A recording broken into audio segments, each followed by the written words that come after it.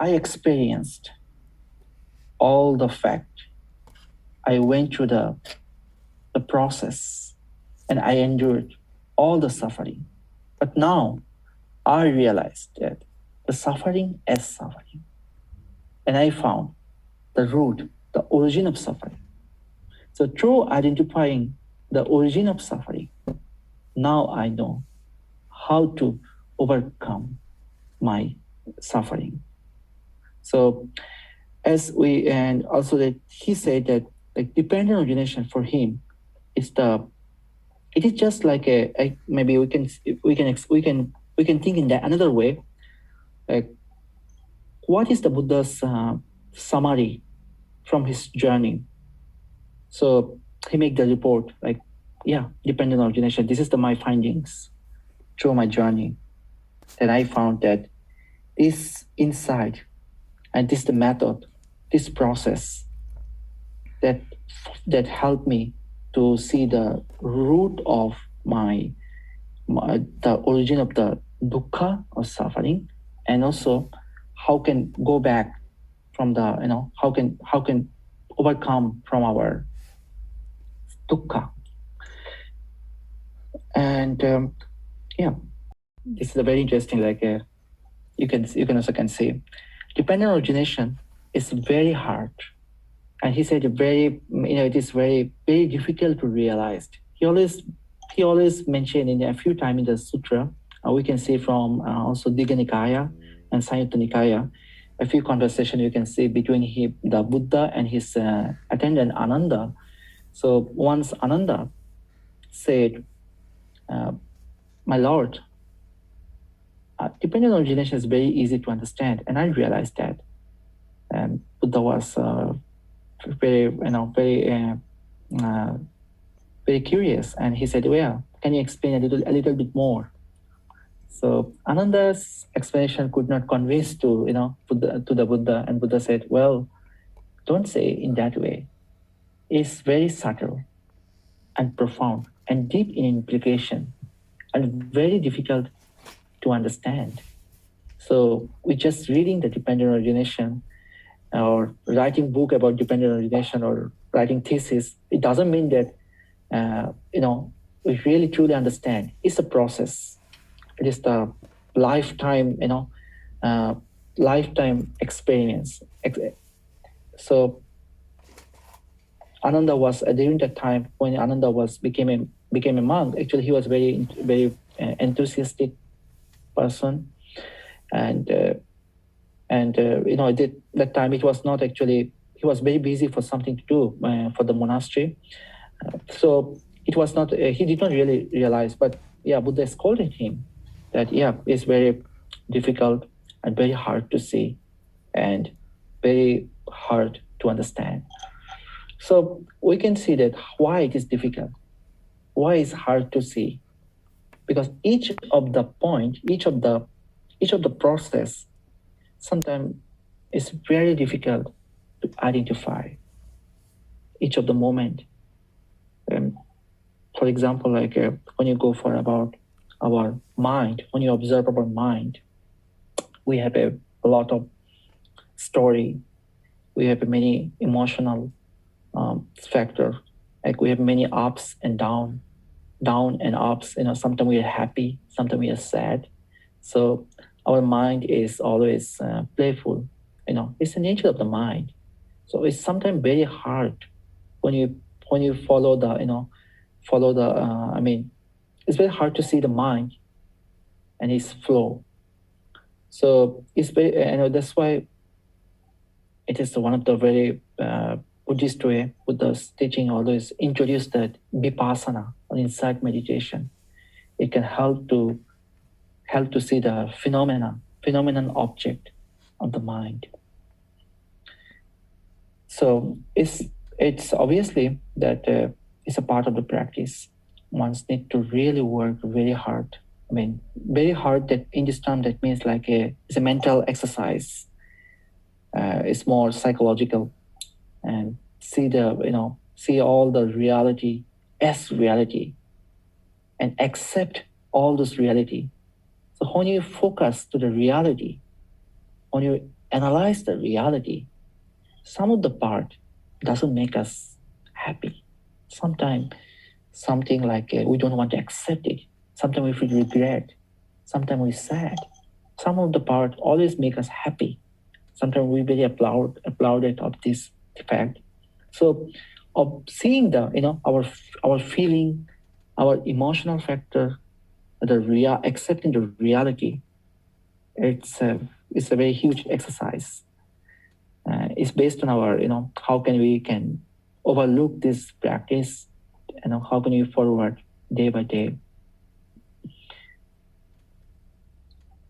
So I like to say, I always very grateful this for people. One of my teacher, Professor Kapil Abrivangsa, he always very wonderfully he mentioned that uh, dependent origination is the Buddha's teaching that recognized that central philosophy of Dharma or Buddhism. And of another eminent scholar, living scholar in our time, one of the finest scholar, Venerable Bhikkhu Bodhi. So maybe some of you already on the first day of this conference, you can heard he offered the talk. So Venerable Bodhi, in his one talk, he said that the teaching of dependent origination is radical insight at the heart of the Buddha's teaching, from which everything else unfolds.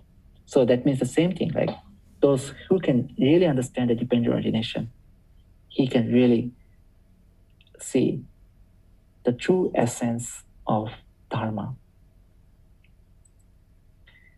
So in there's so many explanation, in dependent origination, but in my I always entire talk I keep remain the based on the early Buddhism.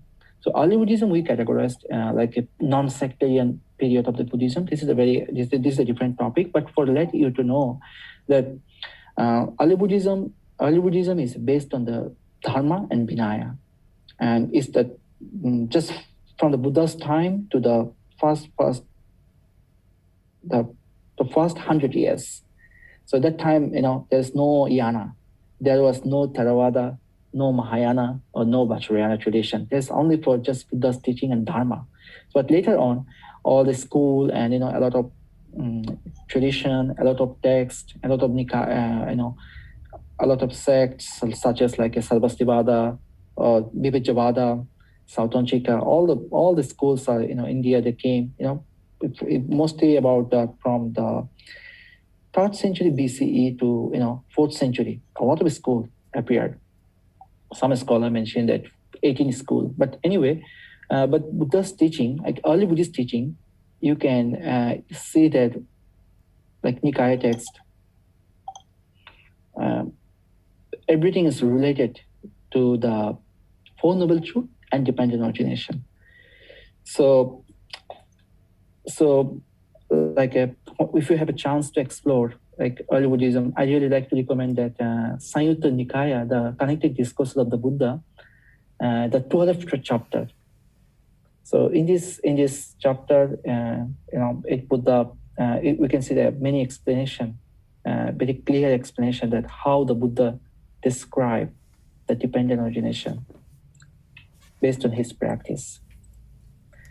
So there are two aspects of dependent origination.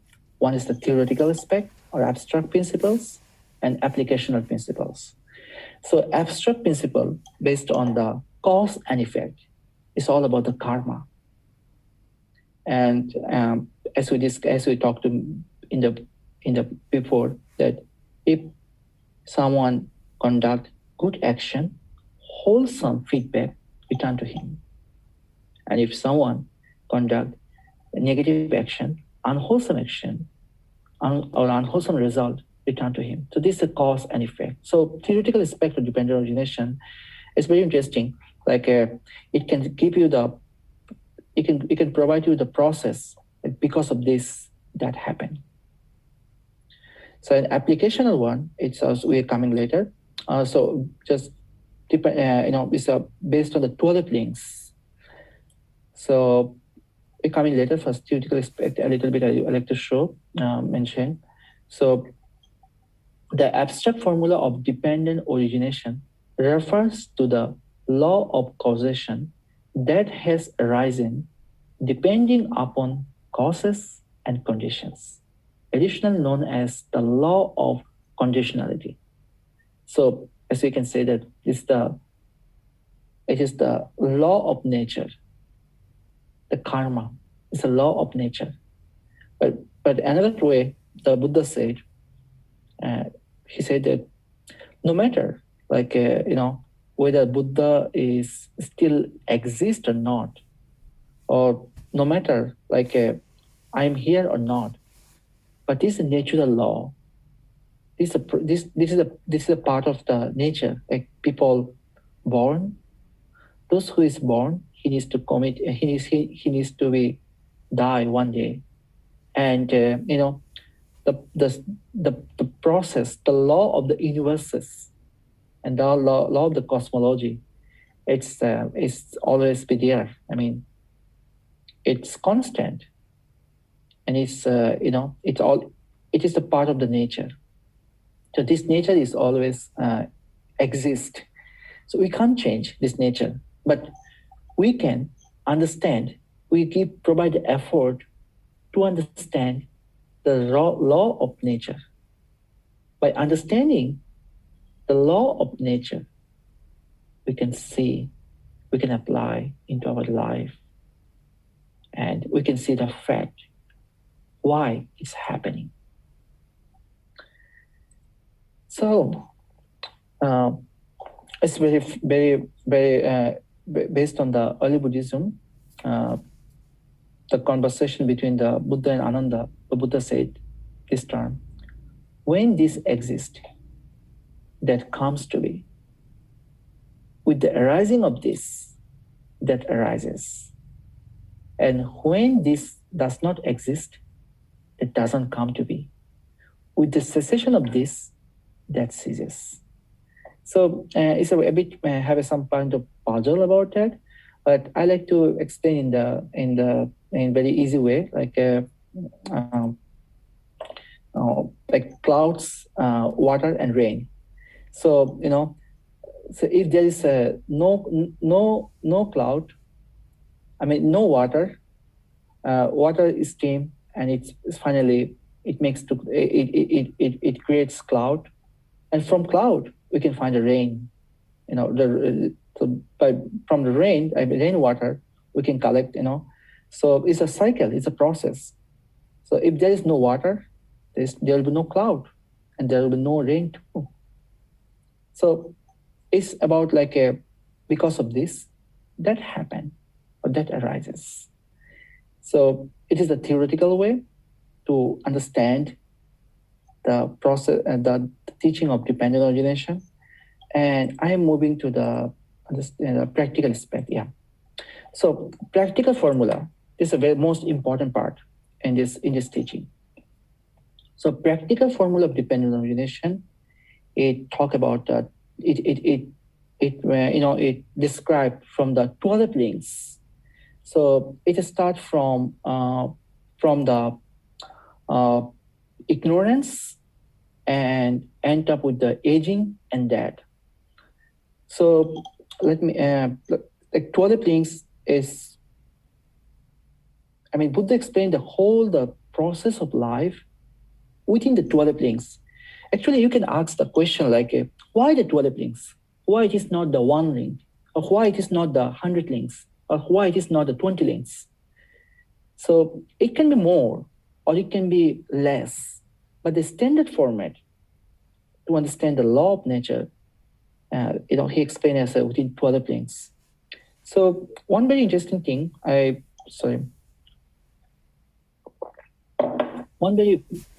you can see the very clearly. I mean, it starts from the ignorance. So Buddha he provided some systematic formula. So it is based on his experiment in the when he was practicing deeply. But it can be more, it can be less. sometime for our daily application, we can work to the one by one link. We can see a lot of fact.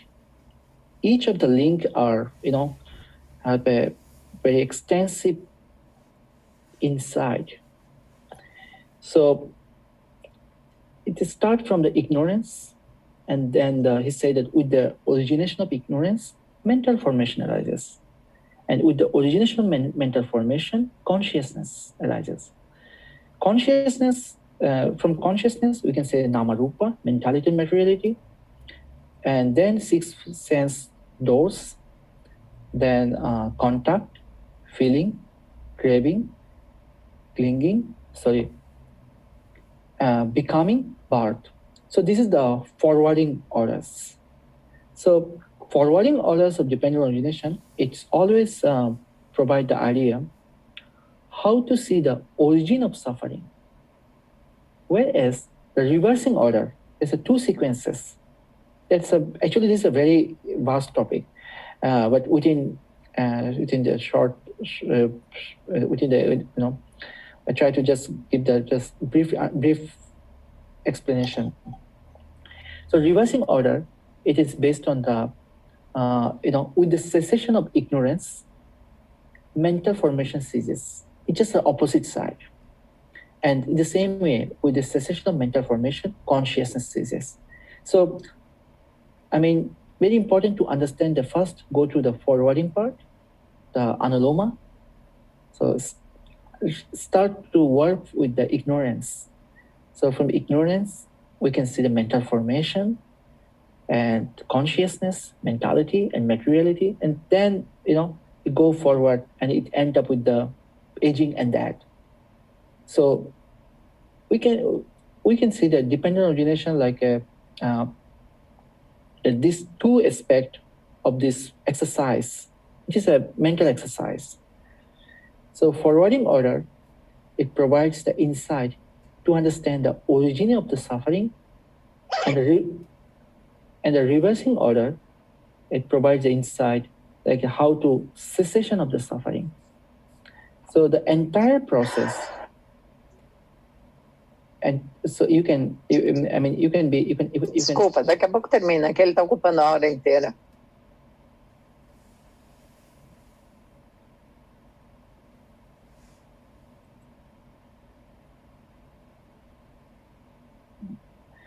Excuse me. So entire process. So you can say that like a. It is very critical somehow, but you can go to the very slowly one by one. So forwarding order, we can find the origin, the whole path of, whole life of the Buddha and his teaching. He taught only two things. He said that in my whole career, I taught only two things. One is that to find out the root of suffering and how to eliminate the suffering. I talked the dukkha samudaya and dukkha nirucchati. That's So I like to show. Excuse me. Stop the sharing. This another one.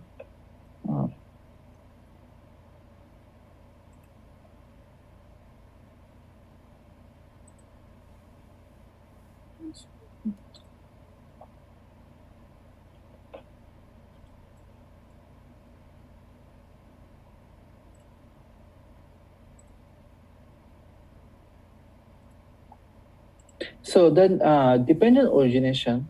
So the entire process we can say like within this 12 links, and these 12 links are like it is very like a scientific way somehow, a rational way. And the Buddha said he explained these 12 links in visual way. So what we can be, most of the link can be make sense that, this is my clinging, this is the craving, this is the birth, this is the feeling. So So what is a visual way?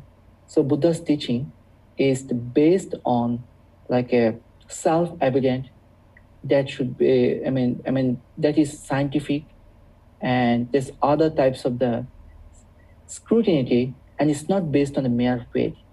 It is based on the wisdom. So, and also that this Four Noble Truth is timeless. So we can see that like dependent origination, like as the to understand dependent origination, we can say that it's the part of the Four Noble Truths. So here I just explain a little bit, like ignorance. So ignorance is like not knowing, as we know, but ignorance in the Buddhist term, not realizing the Four Noble Truths. That is called ignorance, or not accepting the reality as the reality. That is ignorance. So with the origin of the ignorance, mental formation, sankhara, arises. So mental formation is about. Hello.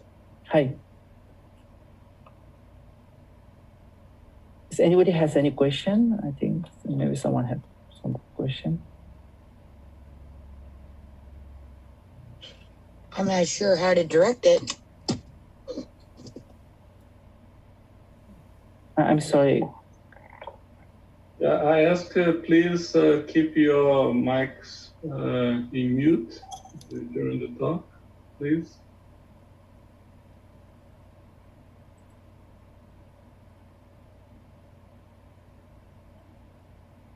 Okay. So, excuse me here. So, forwarding, so ignorance, we came back to ignorance. So, ignorance is based on not knowing the reality. So, then the second one is that mental formation. So, mental formation, it is in Sanskrit and Pali we say sankhara. So mental formation is there are three types of the mental formation we know. One is that bodily mental formation and verbal mental formation, and also that mental volitional formation. So there are three types of mental formation we can see. It's very vast topic somehow, but I just giving just in briefly. So start from ignorance, then mental formation, and with the origin of mental formation, the third links like a consciousness arise. So consciousness is all about the mind. Is now so it's based on the six classification of consciousness. As you know that I and I consciousness, ear consciousness, nose consciousness, and tongue consciousness, bodily consciousness, and another one is the mind consciousness. So here, mind is the key part and focal point. So based on the mind, all this six sense doors are occupied and manifested. So we can see that I just like to share. Sorry.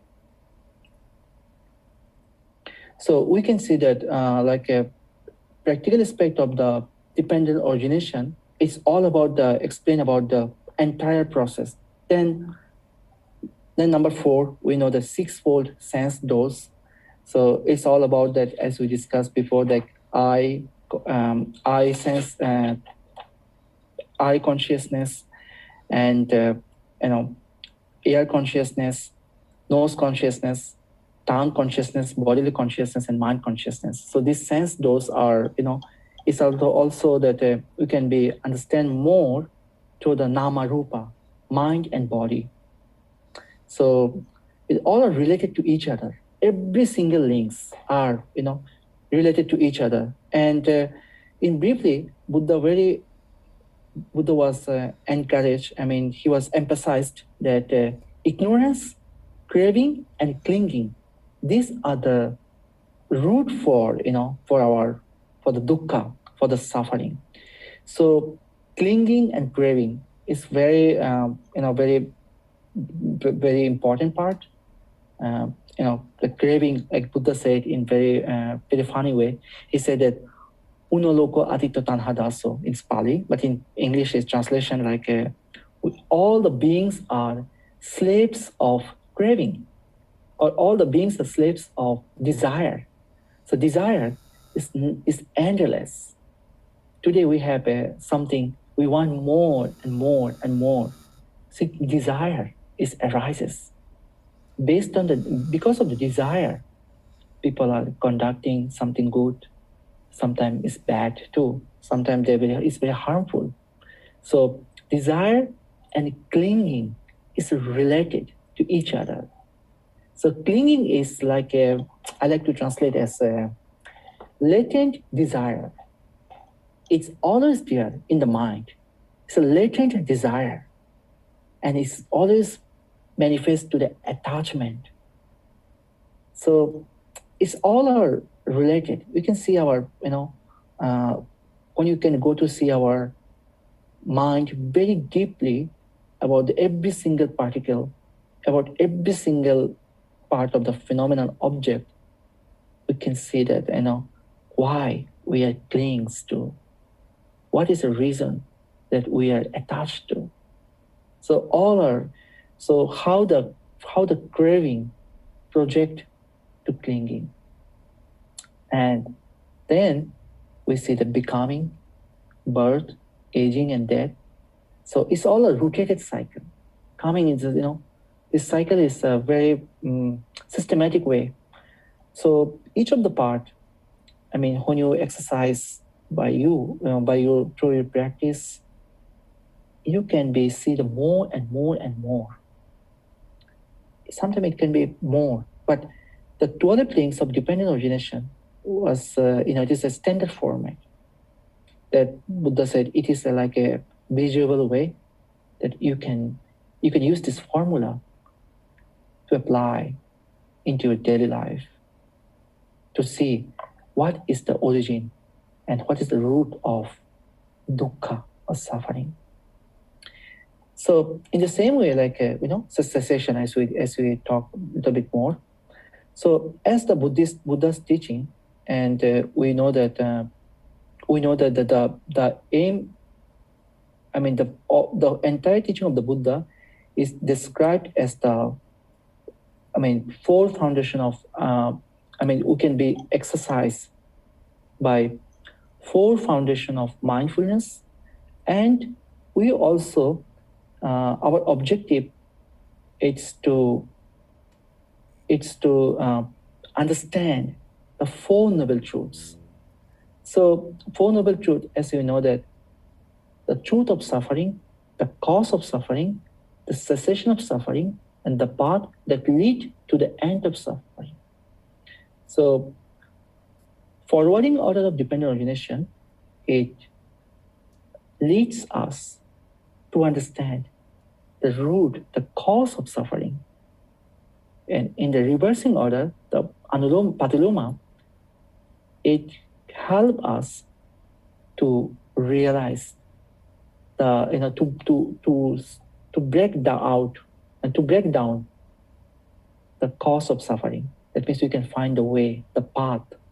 But another way we can say that reversing order of dependent origination is like a method, and it's an application of the Eightfold Noble Path.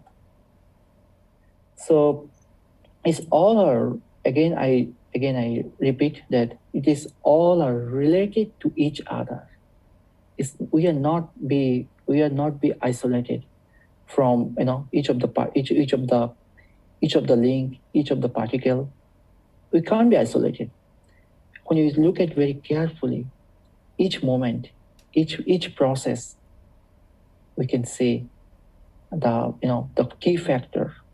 Maybe we can work with the one topic any part day, so you can really can be when you have a notes, personal note on journal, and you can see that the root, that how it is projecting and manifesting, and how this creates more problem into our daily life.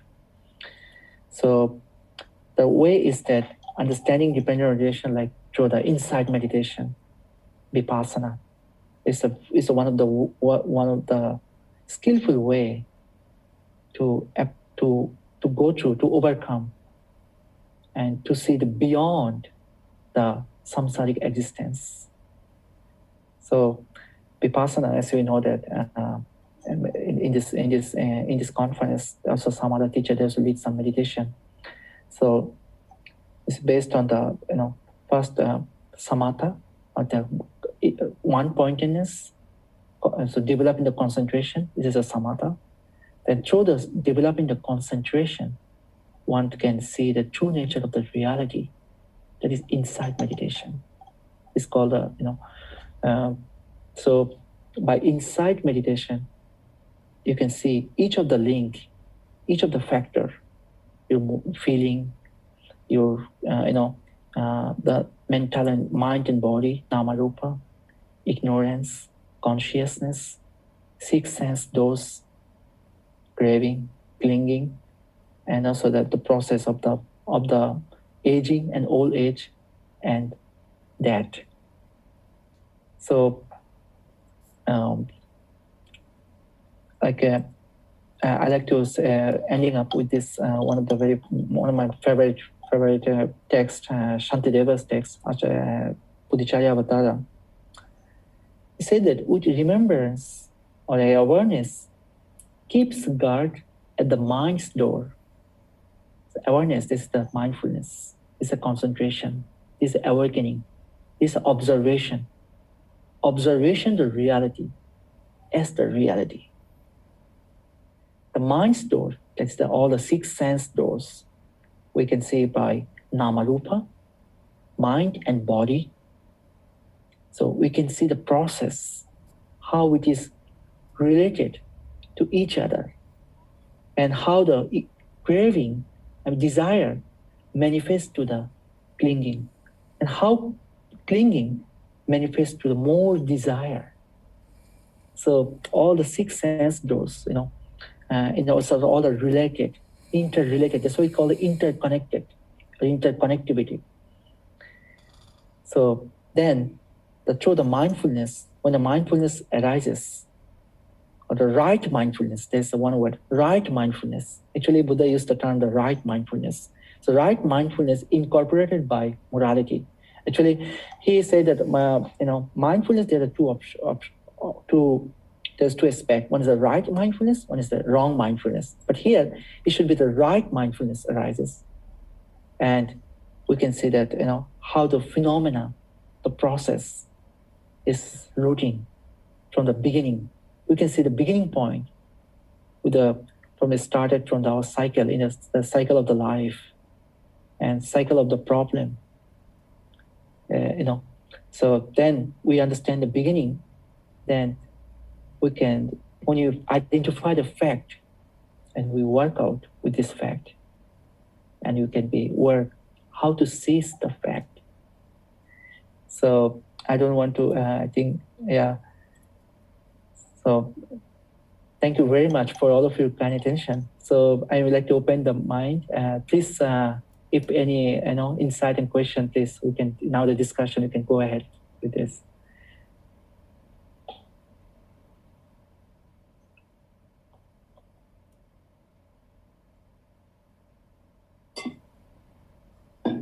Well, we have just a very few minutes. Yeah. Because we already passed the hour.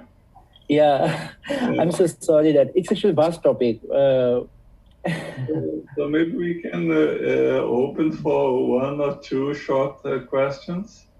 Yeah. Hi, Rosanna. Yeah, that's question. Hello, thank you so much for the exhibition and the explanations. Is it fair to say that if the whole system ceases from ignorance to death, then still the Noble Eightfold Path will continue existing. Oh, well, Noble Eightfold Path is the skillful means, to, I mean, it's just like, it is, when the Buddha came out after his practice, and he said that, he claimed that I'm awakening, I'm enlightenment. And his fellow disciple, fellow monks, ascetic, they asked that, what did you realize exactly? So he said that, yeah, I realized that Four Noble Truths. So, Four Noble Truths, and he explained, like, it is the root of the dukkha, or suffering, and the cessation of suffering. And cessation of suffering we can find from the eightfold. The method is the eightfold noble path. This is the one. That is the, prescription from the Buddha. So it is like a way. I don't see that. Maybe it can be the Sometimes it can be. I have some dialogue between some other group a few years ago. Why it's not the five noble truths? It's always the four noble truths. Why it is not the five noble truths, or six noble truths, or seven noble truths? So actually, whatever we say, a four noble truth is just a abstract way. It give the just. I cannot say everything. Whatever we can develop the idea, but still with the four noble truths, it's still that we can see that as we know that four noble truths. So we start with the origin of suffering. For number one, the origin of suffering. And number three is the cessation of suffering, and number four is the path. So cessation and the number three and number four, that is talk about the elimination of the suffering. And number one and number two is all about the origin. Go to find out the root of suffering. So yeah, it still works, but it's your personal journey. It's your own journey that, yeah, if you can realize that. And if you can truly work out this, if anybody can work out this path right way, so yeah, we are released from this samsara. Yeah, you're welcome.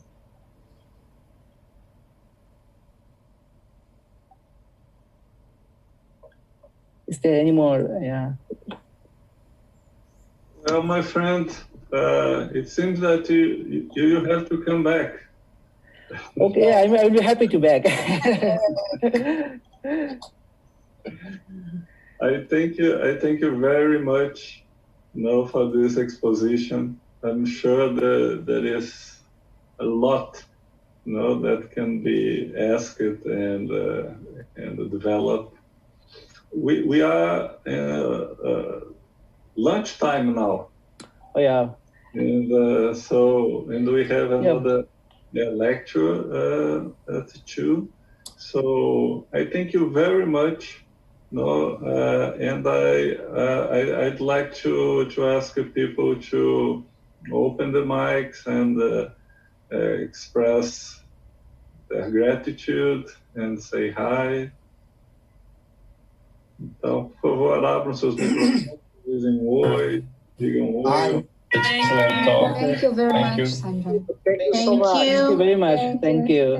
Thank you. Thank you very much. Thank you very much. Thank you very much. Bye-bye. Thank you so much. Bye-bye. Bye. Thank Thank you, my friend. Happy VESAK. Thank you. Thank you, Sasaki. Thank you, all the wonderful people here. So I hope that, I hope that we will see again, and we are understand dependent origination in the right way. Sanjoy, Thank you. Sanjoy, you have done tremendously good job. Oh, thank you very much, Venerable. Thank you. I Thank you hope for that joining. I hope that you should become a monk, and the millions of people will benefit for your The recording has stopped. your service. I encourage you to become a monk and give the noble teaching to the millions of people are looking for that. Am I right, everybody? Am I right? I hope that. I hope that. Without being a monk, I think this is one of the best.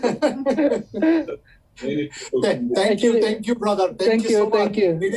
Happy VESAK to all of you. And this is our as a human being, to our gratitude and loving kindness throughout the world, to express our message to the whole world, the Buddha's message. And happy VESAK, all of you. I'm from Detroit, Michigan, on behalf of International Peace Monastery, and then on behalf of Buddhist Council of America, express my my goodwill message to all of you. Thank you very much. Happy VESAK. Thank you. Thank you, Bante. Thank you. Bye, everyone. Bye, everyone. Take some time now. Thank you. Bye-bye. Thank you, sister. Thank you. Thank you. Bye.